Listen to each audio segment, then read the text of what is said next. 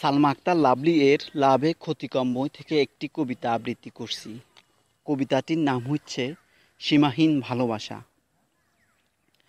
আমি উড়ন্ত পাখি সীমাহীন আকাশে উড়ব, আমি জলাধারের জল নির্ভয়ে দিবানিশি ছুটব।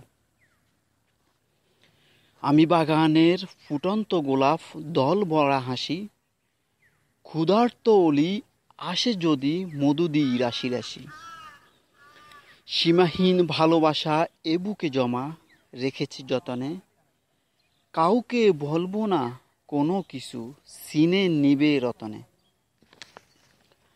গহীন সাগরের মুক্তা আমি জিকিমিকি জ্বলি সদা, যে আমাকে ভালোবাসা দিবে হতে পারি তার প্রমদা।